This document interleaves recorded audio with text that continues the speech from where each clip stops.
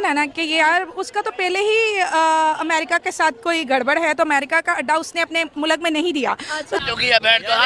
रोटी कपड़ा मकान देंगे, मगर ये तन के कपड़े वो भी सहूलत फैसिलिटी देता है, पाकिस्तान में नहीं मिलती वो तो भाई उनको हुकूमत टाइट है ना, हमारी हुकूमत टाइट नहीं है। जब अमेरिका को उसने जगह नहीं दी तो डेफिनेटली वो सबका फेवरेट हो गया ना। हमने नहीं सुना कि भारत में कुछ चीज ऐसी की गई हो कि भाई जंग ईरान में लग गई है। हालांकि उनकी छाप एयरपोर्ट हमें नजर आती है ईरान के अंदर, पर वहाँ पर महंगाई नहीं हो रही है, चीजें टोटली एक किस्म का कहते हैं ना, कोई भी इसराइल अकेला उसको ईरान को तबाह कर सकता है, लेकिन ईरान जो है वो डट के मुकाबला कर रहा है। लेकिन अब ईरान का मतलब उन्होंने जो उनका सुप्रीम लीडर जिसको शहीद किया, तो उसके बाद उन्होंने कहा कि आपने रेड लाइन हमारी क्रॉस कर दी है, तो इसके बाद अब जंग जो है वो रुकने का नाम। बच्चा क्या कपड़े लेंगे, क्या बच्चों को ईद करने देंगे, क्या करें। अभी देख, अभी हम 50 रुपए में किराए पे आते थे, अभी 70 रुपया 80 रुपया ये किराया हो गया। हाँ भाई, अमीरों को, जो बड़े बिजनेसमैन है, बड़े हैं, उन लोगों को कुछ भी नहीं है।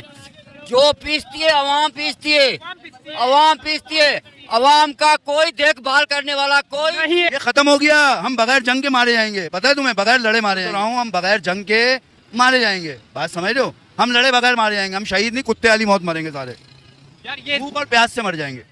तो इसका इम्पैक्ट आपको जब पता लगेगा, अभी नहीं लोगों को पता लग रहा। इंडिया में भी पेट्रोल महंगा हुआ है, लेकिन इंडिया की आवाम को क्या फर्क नहीं पड़ा है, और पाकिस्तान की आवाम को बहुत सरासर फर्क पड़ा है, क्योंकि नरेंद्र मोदी ने ऐसे काम कर लिए हैं इंडिया में जो पाकिस्तान में भी होने चाहिए थे, वो पाकिस्तान में काम नहीं है। हर मुल्क ने ये काम किया, हर मुल्क के अंदर यही होता है कि उसको फैसिलिटी दी जाती है उसकी आवाम को। बस हमारी बदकिस्मती है भाई, ठीक है ना, ये हमारी बदकिस्मती है कि हम इस मुल्क में हैं, ठीक है। हमें भी मौका मिलेगा इंशाल्लाह, सबसे पहले हम भी मुल्क छोड़ के चले जाएंगे, क्योंकि क्या है यहाँ पर, भूख प्यास, ना पानी, ना बिजली, ना गैस। हमारे रिक्शे तो खुलवा दो ये गरीबों के भाई, पीसती तो अवाम है ना। मेरा नाम सुरेश और आप देख रहे हैं माय यूट्यूब चैनल, जहां पर पाकिस्तानी लोग पाकिस्तान की बुराइयां कर रहे हैं, कह रहे हैं पाकिस्तानी गवर्नमेंट की, कह रहे हैं पाकिस्तानी गवर्नमेंट की, जहां पर उन्होंने सभी हमारे देश का बेच दिया है। और कुछ इससे पाकिस्तानी गवर्नमेंट ने पाकिस्तान की जगह बेच दी है, किसी चीन को, अमेरिका को, बहुत सारे पोर्ट बेच दिए गए जगह जगह, क्योंकि इस पे कर्ज IMF का इतना हो चुका है कि उन्हें अपनी ज़मीनें बेचकर चुकाना पड़ रहा है। और जहां पर पाकिस्तान में जो आर्मी है, अमेरिकन आर्मी, उन्होंने भी अपने बेस बना के रखे हैं। तो पाकिस्तानी लोग कह रहे हैं कि हम एक आज़ाद मुल्क है नहीं। देखिए, आप आज़ाद हो या ना हो, उसमें आप देखिए, आपको वही है, आपने से फंड मिलता रहे और हमारा खर्चा चलता है, आपका वही है, मतलब विदेशों में जाके भीख मांगने का काम है आपका, वही आप करते हैं, इधर से फंड वगैरह रेस करते हैं। आइए चलिए दोस्तों, वीडियो बहुत ही ज़्यादा मज़ेदार होना है, वीडियो लास्ट तक बनी रही है। चलिए वीडियो देखते फिर लास्ट में बात करते हैं। देख, अभी कराची के अंदर कितने रिक्शे वाला बेरोजगार लगे पड़े, बेरोजगार हुए हैं, हम तबाह हुए हैं, हमारे गरीब लोग हैं, बेरोजगार लगे। 50,000 किस्तें महीने की रोजी लेके जाएंगे ना, अब ये कहाँ बच्चे, गरीब आवाम कहाँ जाएगी। कोरंगी से या औरंगी से, ये इंडस्ट्रियल एरिया है न्यू कराची, यहाँ पर आते हैं लोग, हम दे के आदि है बेहिसाब, हमें नहीं दे, खाना छोड़ दिया उन लोगों ने, सिर्फ क्या अपने बच्चों के पेट पालने के लिए दिहाड़ी लगाएं। इंडिया में पेट्रोल भी महंगा हुआ है, पाकिस्तान में भी हुआ है, लेकिन ज्यादा असर पाकिस्तान को पड़ रहा है, क्योंकि इंडिया के पास पेट्रोल स्टॉक करने की जगह है। देखो, आज ये हो रहा है 420 रुपए, 12 बजे की खबर है, और नेक्स्ट वीक होएगा 520। अवाम फिर भी डलवाएगी। अवाम को चाहिए कि रोडों पे निकलना और 2-3 पेट्रोल पंप जलाना, और इनके वजीर आजम हाउस में, CM हाउस में, सब जाके इनको वहाँ पे पथराव को भी करे।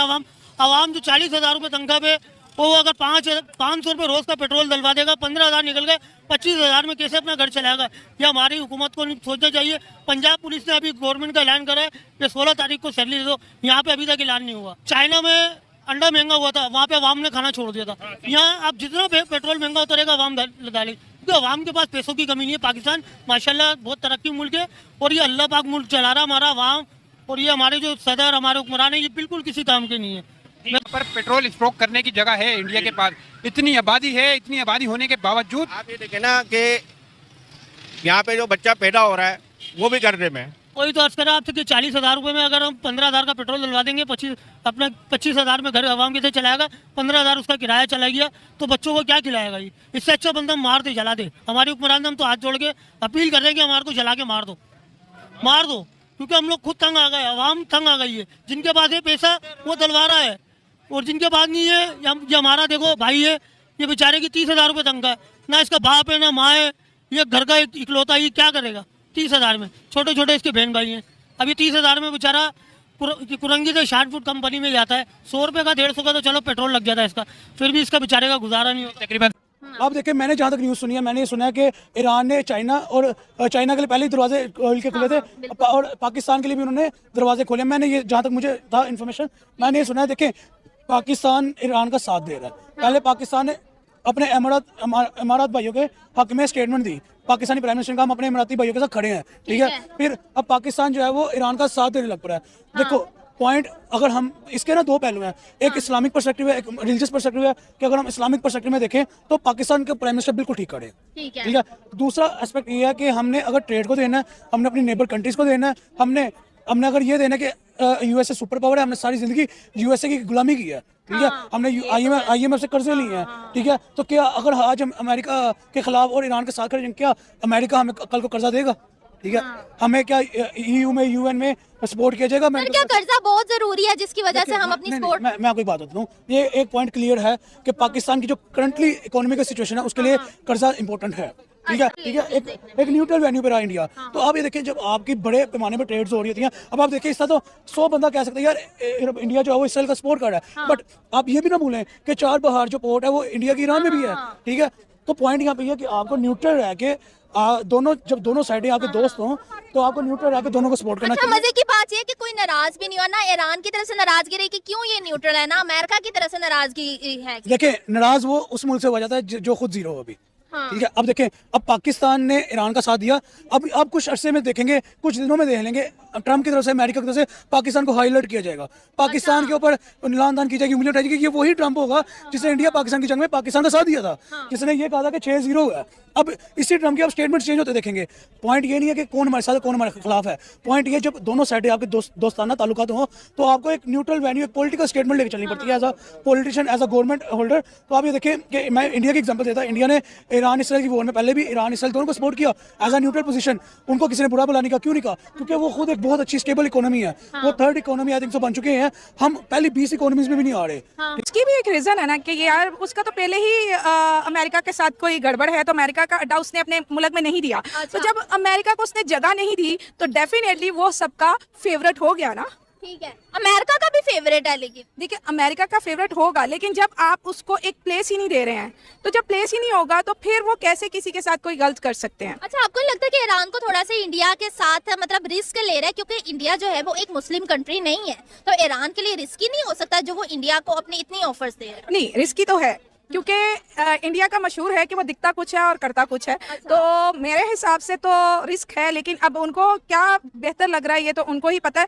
लेकिन सबसे बड़ी बात अगर हो रही है वो सिर्फ एक ही, मेरे माइंड में तो यही आ रहा है कि उनको स्पेस नहीं दी गई है, इस वजह से उनको इतनी बेनिफिट मिल रहा है। चीज से हल करना चाहिए। आपको लगता है फ्यूचर में इंडिया किसी एक साइड पे होगा? 100%, क्योंकि मैं इतना जानती हूँ, शुरू से लेके अब तक हम सिर्फ यही देखते आ रहे हैं, हाथी के दांत खाने की ओर और दिखाने की ओर, और इंडिया कुछ ऐसा ही सीन करता है, लेकिन आगे और अभी जानता है कि क्या मामला है। आपको लगता है कि मतलब वो फॉरेन पॉलिसी उनकी इतनी स्मार्ट है कि वो दिखाते कुछ और है, करते कुछ और है, गेम चेंजर टाइप? यस, 100% मेरे हिसाब से गेम चेंजर्स हैं। जहाँ उनको बेनिफिट लगता है वहाँ वो कुछ और पलटा खा जाते हैं, और जहाँ उनको लगता है कि उसके ऑपोजिट जाना चाहिए वो कर लेते हैं। अच्छा, वैसे आपका एक पर्सनल ओपिनियन क्या है? क्योंकि अभी हमने देखा कि इसराइल का दौरा किया इंडिया ने, ठीक है, कुछ दिनों पहले, और इसराइल के साथ बहुत बड़ी डील्स की हैं। इसके बावजूद ईरान जो है वो इंडिया पे मेहरबान क्यों हो रहा है, क्या लगता है? ये मुझे खुद नहीं समझ आई, क्योंकि एक तरफ हम भी थोड़े से कंफ्यूज हुए हैं कि क्या ऐसी बात है जिसकी वजह से ईरान इतना ज़्यादा मेहरबान हो चुका है इंडिया पे,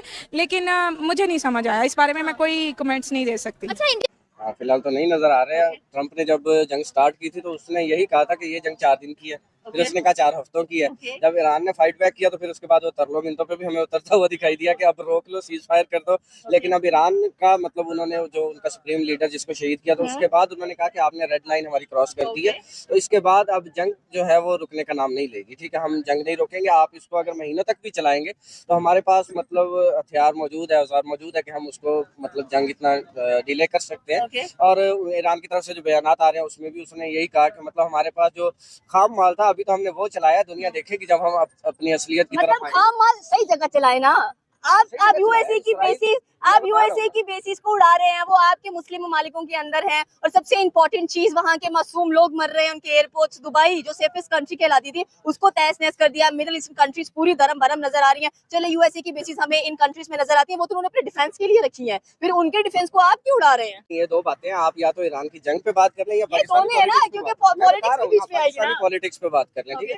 पाकिस्तान की पॉलिटिक्स, तो पाकिस्तान के अंदर पेट्रोल की कीमत तो तब भी बढ़ जाती है जब रूस जो है वो यूक्रेन पे अटैक करता है। वो कहीं ना कहीं इनको बहाना चाहिए होता है पेट्रोल बढ़ाने का। पाकिस्तान के पास 28 डेज का रिजर्व होता है फ्यूल का, ठीक है। उसके बावजूद इनको बहाना चाहिए कि मतलब वो जो अपना हुर्मुज़ है वो बंद कर दी गई है, ईरान से फ्यूल नहीं आ रहा, हमें कहीं और से लेना पड़ेगा।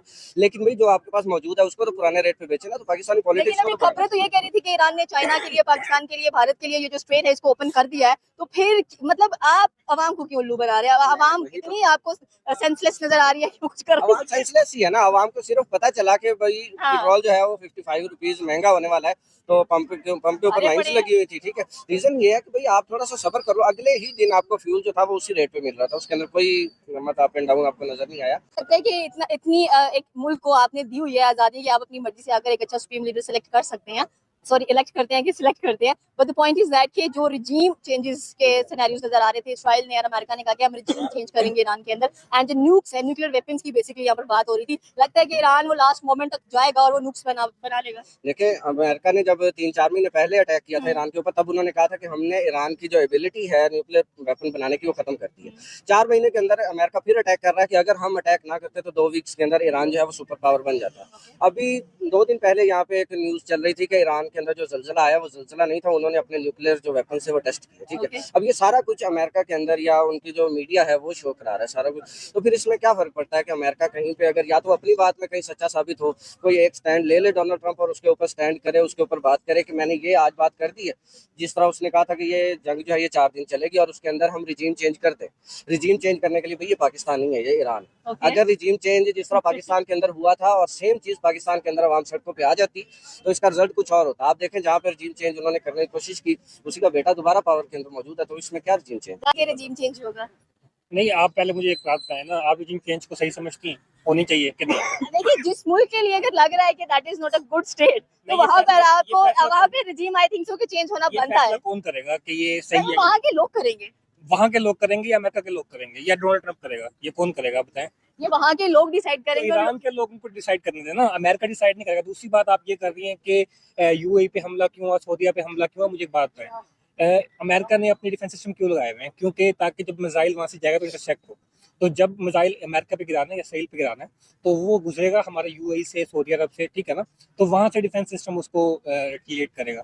इसलिए पहले उसको खत्म करना पड़ेगा। तो मैं तो ये मसला है। तो मैं इसमें ये समझता हूँ, देखें, मैं जंग को सही नहीं चलिए, अगर ट्रम्प भाग गया, अपनी फौजी लेकर भाग गया, अपने अड्डे बंद कर दिए, तो then bombing should be closed. फिर क्यों हो रही है bombing? Why is there bombing ना? आप क्यों बॉम्बिंग करें? आपने पिछले बार भी ईरान ने बॉम्बिंग कर दी दोहा पर जाकर। क्यों? क्योंकि जी वहाँ पर अमेरिकन बेस थी। इन सारों के डिफेंस पैक्ट है अमेरिका के साथ, जैसे हमारा डिफेंस पैक्ट हुआ है सऊदीया के साथ। आप सऊदीया भी कह लेंगे पाकिस्तान के साथ खड़ा, पाकिस्तान ने भी कहा कि ठीक है, अगर ईरान उस पर अटैक करेगा तो हम जाकर इसको वो करेंगे। क्वेश्चन के अंदर ये क्यों नहीं था कि ईरान ने जब सऊदीया पे अटैक किया तो पाकिस्तान क्यों नहीं किया? तो पाकिस्तान कहाँ जाता है? करना चाहिए था ना क्वेश्चन ये। तो मैंने भी पूछा ना। ओके, अब दूसरी बात पे आ जाते हैं। दोहा पे अटैक किया उन्होंने, कतर पे अटैक किया, यूएई पे अटैक किया, सऊदीया पे अटैक किया। अमेरिका भागा क्यों? उसका तो अगर भाग गए तो अटैक बंद करे ना। उनकी तो डील लॉक थी ना, वो भागा क्यों वहाँ से? अटैक बंद करे। गलत बात कर रही हैं। मेरी किसी के साथ सपोर्ट होगी तो मैं स्टैंड करूंगा वहाँ पे, बजाय इसके कि मैं उनको छोड़ के भाग जाऊँ। देखिए, उन्होंने कहा कि चलो आप हमारी बेसिस के ऊपर ये इल्जाम लगा रहे हो कि हमारी बेसिस है वहाँ पर, हम इनको डिफेंस पैक्ट के ऊपर लेकर आ रहे हैं। But the problem is that कि स्टिल ईरान इज बॉम्बिंग। ये इतना इजी नहीं है कि आप बरकत मार्केट में खड़ी होकर एक बात कर दे। ये इंटरनेशनल डील्स होती है जहाँ पे आप भागते हैं, स्टेप बैक करते हैं, तो आपका इंटरनेशनल एक इमेज बनता है, जो कि भगोड़े का इमेज बना है इधर मिडिल ईस्ट के अंदर उसका। अगर ट्रम्प की बात करें, दोस्तों आपने वीडियो तो देखे होगा जहाँ पर पाकिस्तानी लोग कह रहे हैं कि ना जो अमेरिका का जो युद्ध चल रहा है ईरान से, तो वहाँ पर पाकिस्तानी लोग कह रहे हैं हमें ईरान का साथ देना चाहिए, अमेरिका से हमें लड़ना चाहिए। देखिए, इन्हें लड़ने की बात इसलिए आ रही है क्योंकि इनके पास जिससे इनका IMF का फंड जो रिलीज़ हो रहा है उसी से लड़ने की बात कर रहे हैं।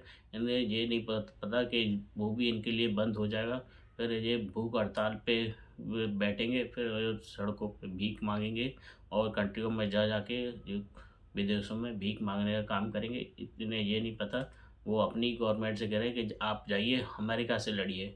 देखिए, अमेरिका ने आधे से ज़्यादा इनकी ज़मीनों पे कब्जा करके रखा है, और जहाँ अमेरिका ने अपने बेस भी बना के रखे हैं, और इन्हें ये कुछ भी नहीं कर सकते। इनको खुद अमेरिका जैसे कहेगा वैसे करना पड़ेगा। अब ना कहेगा कि है ना अभी है ना आप कारोबार रोक दीजिए, किसी भी पाकिस्तानी को लोगों को कुछ भी मत दीजिए, तो वो नहीं देंगे उनके पास। क्यों? अमेरिका का पूरा पाकिस्तान पे कंट्रोल है। अब पाकिस्तान कुछ भी नहीं कर सकता अमेरिका को। और जहाँ पर पाकिस्तानी लोग भड़क कर कह रहे हैं कि वो अमेरिका हमें कठपुतलियों की तरह यूज़ कर रहा है और हमारे लोगों को है ना मरवा रहा है, और इनके इनके कुछ आपसी में भी विवाद चल रहा है, कुछ अफ़गानिस्तान में भी चल रहा है, अफ़गानिस्तान और कुछ है ना इनका बलूचिस्तान में भी लड़ाई हो रही है। तो इनको दोनों तरफ से मारा है, और जो अमेरिका से लड़ने की बात और कह रहा है, तो उसमें भी हारने के बाद इनका पता है कि है ना पहले ही से इन्हें जो बलूचिस्तान और उसमें चल रहा है अफ़गानिस्तान से लड़ाई, उसी में ये हारते जा रहे हैं अपनी जगह। और ये कह रहे हैं कि हमने बलूचिस्तान के इतने आदमी लोग मार दिए, इतने आदमी मार दी, और जहाँ पर बलूचिस्तान ने पाकिस्तानी आर्मी को बहुत ज़्यादा मारा है, तो उन्होंने अपनी जगह छोड़ छोड़ के भागे बेस। और जहाँ पर पाकिस्तानी लोग अपनी आर्मी की तारीफ़ करते हैं, हमारी आर्मी ऐसी है, और हकीकत में यही है कि डर के मारे अपने बॉर्डर्स भी छोड़ छोड़ के भाग रहे हैं, जो बलूचिस्तान में इनमें अटैक हो रहे हैं। और दोस्तों, आपको वीडियो कैसा लगा हो तो लाइक करिएगा। अभी तक आपने हमारे चैनल को सब्सक्राइब नहीं किया तो ज़रूर कीजिएगा। मिलते हैं दोस्तों नए वीडियो में, तब तक के लिए जय हिंद, जय भारत।